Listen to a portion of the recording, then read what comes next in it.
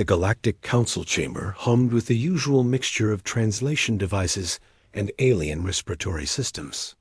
Ambassador Kren of the Voltari Empire adjusted his ceremonial robes as he prepared to address the assembly. Today's agenda included the routine dismissal of yet another human petition for military cooperation. Esteemed colleagues, Kren began, his voice carrying the authority of 10,000 years of galactic dominance, we gather once again to discuss the humans and their colorful tales of warfare. Murmurs of amusement rippled through the chamber. The humans had been part of the galactic community for barely 50 years, yet they persistently claimed to possess military capabilities that rivaled the great powers. Their stories of ancient conflicts, of battles that consumed entire continents, were dismissed as primitive mythology by the more advanced species. Captain Reed sat in the small human delegation area, his weathered face betraying no emotion as the council members exchanged knowing glances. Beside him, Admiral Torres reviewed the proposal documents one final time, knowing full well the outcome of this session. The humans speak of conflicts involving millions of combatants, continued Kren, of weapons capable of destroying cities. In moments, of wars that lasted years and consumed entire generations. Surely, these are the fantasies of a young species seeking to impress their betters. The Nexari representative, a being of crystalline structure that gleamed under the chambers. Lighting joined the discussion.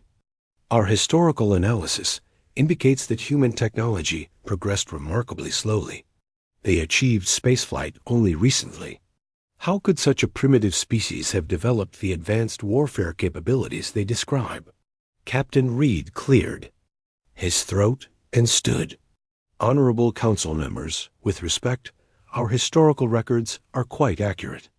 We have extensive documentation of our conflicts, from the ancient battles of Troy to the global wars of the 20th century. Documentation can be fabricated, interjected the Zephyrian delegate, her multiple eyes focusing on the human captain. Your species has shown remarkable creativity in storytelling. Perhaps these historical records are simply elaborate fiction. The council chamber erupted in what passed for laughter among the various species. The humans had become something of a joke in diplomatic circles. They insisted on maintaining their own military forces, despite being offered protection by the established galactic powers. Their warships, cobbled together from salvaged alien technology and human ingenuity, were considered quaint at best. Admiral Torres activated the holographic display at their station. We've prepared a demonstration of our current capabilities. Should the council wish to observe? Unnecessary, Kren waved dismissively. We have reviewed your technical specifications. Your vessels are adequate for patrol duties within your home system, but hardly suitable for serious military operations. The debate continued for hours, following the same pattern as previous sessions.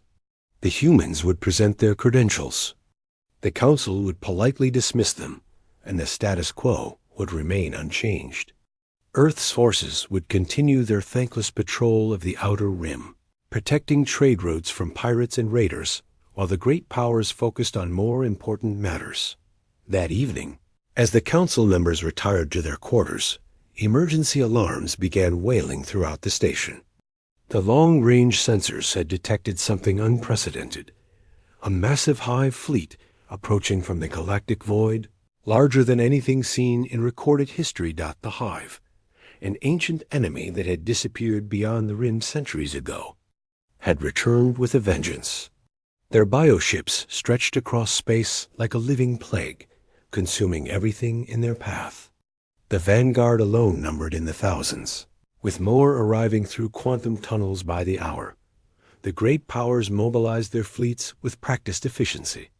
The Voltari deployed their city-sized dreadnoughts, bristling with energy, weapons that could crack planets. The Nexari launched their crystal formations, each one a perfect fusion of technology and art. The Zephyrians sent their cloud ships, massive vessels that could phase between dimensions. The first engagement took place near the Kepler system. The combined might of 3 galactic powers met the Hive advance in a spectacular display of firepower. Energy beams that could vaporize asteroids struck the bioships, exotic matter weapons tore through their ranks, and quantum disruptors scattered their formations. Yet the Hive kept coming. For every ship destroyed, 2 more took its place. Their adaptive capabilities allowed them to quickly develop countermeasures against even the most advanced weapons. The great powers found themselves being pushed back, their technological superiority meaningless against an enemy that could evolve in real time as system after system fell. Panic spread through the galactic community. The unthinkable was happening. The great powers were losing. Captain Reed received the emergency transmission while his squadron patrolled the outer rim. The message was brief and desperate. All available forces were to converge on the Centauri system for a final stand. The human fleet that arrived was unlike anything the galaxy had seen. Where the great powers built their ships as monuments to their technological prowess, humans had crafted theirs as tools of war. They were ugly, functional vessels covered in armor plating and bristling with weapon systems. Their design philosophy was simple: hit hard, take damage, and keep fighting. Admiral Torres led the human formation into battle with the words that would later be inscribed on monuments throughout the galaxy.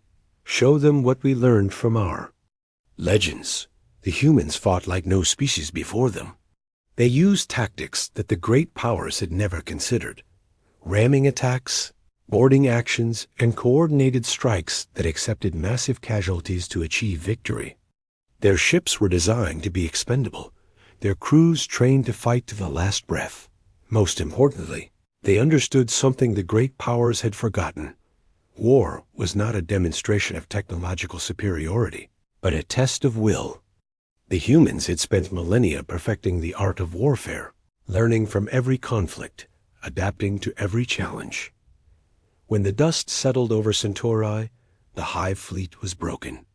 The humans had paid a terrible price, but they had proven that their legends were not myths.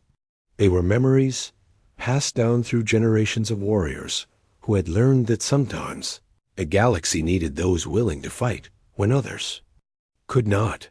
The Galactic Council would never again dismiss human military capabilities. The species that had been mocked as primitive storytellers had become the galaxy's guardians, their legends now written in the stars themselves.